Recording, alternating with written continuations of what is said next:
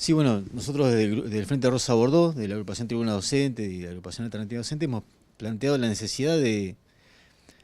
salir, digamos, de los órganos formales de la Asamblea Docente, del Congreso, de la paritaria, y poder directamente comunicarnos con los papás y con nuestros alumnos, digamos, nuestros estudiantes, digamos, acerca de cuál es la situación que padece el sector, muchas de ellas conocidas ya por los padres, digamos, no es que algo desconocido, pero sí puede explicar cuál es la situación que se vive hoy en día en el sector, digamos. Entonces en la carta denunciamos una serie de puntos que son bastante concretos y sencillos, por ejemplo, y que podrían, digamos, si el gobierno tuviera intención en política de terminar con el conflicto, de poder frenar este conflicto, digamos, que parece no tuviera fin, podría echar mano y solucionarlo. Un punto para empezar a hablar, un punto es que hay un montón de docentes que están trabajando hace 6 meses, 5 meses y no cobran. Porque el año pasado el gobierno, en forma totalmente arbitraria, modificó un circuito administrativo, que es el circuito que tienen los docentes para elevar las altas y poder descargar a la gente dentro del sistema. Y ese circuito que antes demoraba un mes y medio, ahora demora 4, 5, 6 meses. No quiero imaginarme lo que pasa en el interior, que hay casos de mayor demora todavía en algunas ciudades del interior provincial, en el norte, en zona norte sobre todo. Eso es inconcebible, digamos, no se puede pretender que alguien que no cobra su salario, digamos, trabaje, digamos, vaya a trabajar, eso, digamos. Entonces nosotros, digamos, alertamos esa situación porque eso no requiere recursos extraordinarios, no requiere que el gobierno aumente sus regalías, aumente sus impuestos, eso requiere que tenga una voluntad política de solucionar un problema concreto y que podría facilitar que muchos docentes accedan al salario, que es algo esencial y básico, digamos. Ese es el primer elemento que denunciamos. Nos parece que todos los padres tienen que estar al tanto de que en muchos casos algunos docentes no están dando clases, están haciendo retención porque hace 4 o 5 meses que no cobran desde que ingresaron a trabajar. Nos parece que ese dato lo tienen que tener los padres y los estudiantes, tienen que estar al tanto de lo que sucede. El otro punto es el pago desdoblado. Nosotros hablamos de pago desdoblado y el otro día bien decía un compañero en la asamblea, ya no es desdoblado, desdoblado cuando cobra, se dobla en dos, digamos. Acá nosotros cobramos en 3 cuotas el salario. ¿Por eh, qué en tres cuotas? La primera, el salario, nosotros cobramos primero el salario, el que se llamaba el salario de 2015. Se cobra primero el 73%, el 27% que era el salario, el aumento del 2016 se cobraba en complementaria.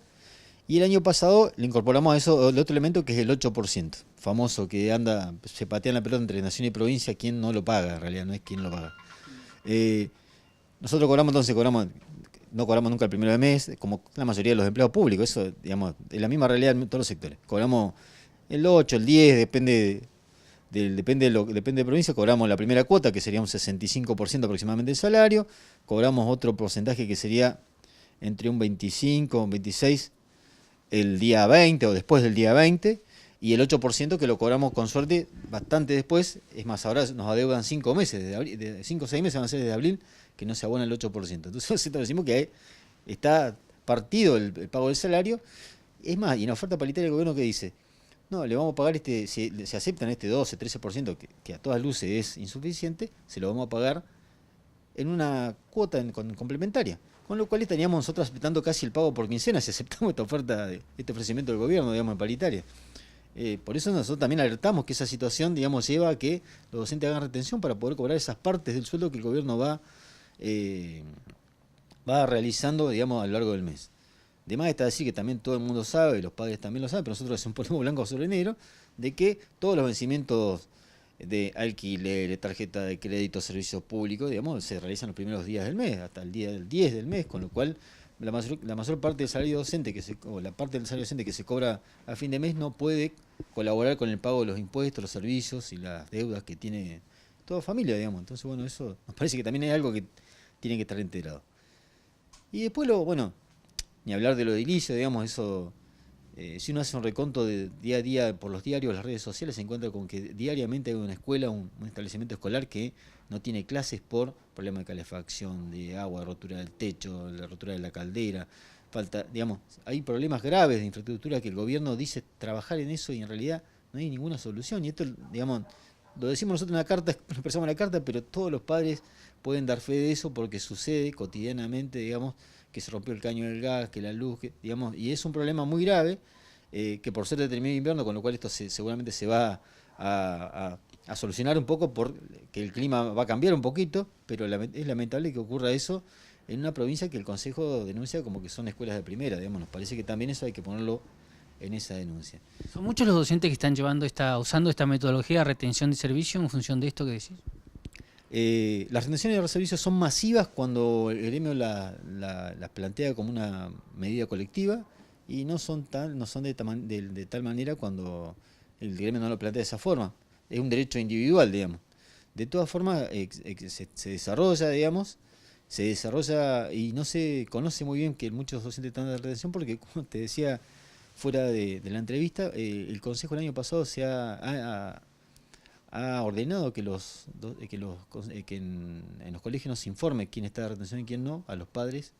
y que los chicos vayan, sobre todo en la escuela primaria. Así que no hay un dato concreto sobre eso. Es muy alta la retención cuando el gremio lo plantea, se decide de la Asamblea del Congreso que sea una acción sindical, digamos, en forma masiva, es muy alta, y después lo otro no hay datos concretos, pero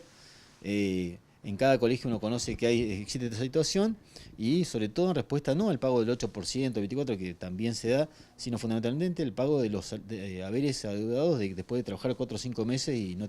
estar sin cobrar, digamos, eso que nos parece gravísimo.